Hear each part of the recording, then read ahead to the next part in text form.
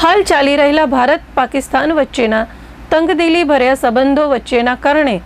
સરહદી વિસ્તારમાં કોઈ દેશ વિરોધી પ્રવૃત્તિ ના વધી જાય એ માટે સુરક્ષા એજન્સીઓએ કડક સુરક્ષા વ્યવસ્થા ગોઠવવાવી છે। ત્યારે આંતરરાષ્ટ્રીય સરહદની નજીક આવેલા પૂર્વ કચ્છના રાપર તાલુકાના 18 ગામ અને ખડીર દ્વીપ સમૂહના વિસ્તારમાં પોલીસ તંત્ર દ્વારા લોકોને જાગૃત કરવા માટે તત્પરતા બતાવી છે। ત્યારે આજે આ સરહદી વિસ્તારના ગામની મુલાકાત પૂર્વ કચ્છ પોલીસ વડા સાગર બાગમાર દ્વારા લેવામાં આવી હતી, જેમાં બાલાસર પોલીસ મથક હેઠળના મવાણા બેલા કે જે આઝાદી અગાઉના ભારત પાકિસ્તાનમાં આવજાવ થતી હતી એવા વિસ્તારની મુલાકાત લીધી હતી। ઉપરાંત ખડીર પોલીસ સ્ટેશન હેઠળના જનાળ અને કલ્યાણપર ગામની મુલાકાત લઈ લોકોને જાગૃતિ લાવવા માટે વિવિધ સૂચનાઓ આપી હતી, જેમાં હાલ ભારત પાકિસ્તાન વચ્ચે ચાલી રહેલા તંગદિલી વચ્ચે સરહદ પરના લોકોને જાગૃત રહેવા,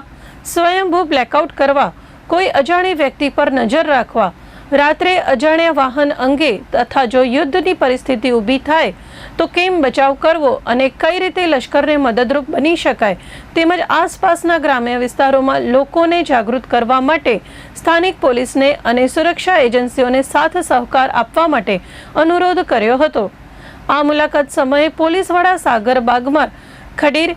PI MN Dave, Balasar PSI SV Chaudhary, Ghanshyam Gurkha Ramjibhai Ahir,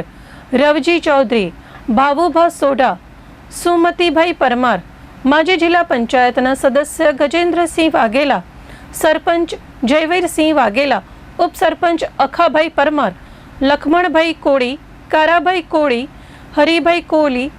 Shivram મહારાજ, ભુરાભાઈ પટેલ, માજી સરપંચ રણમલભાઈ પટેલ,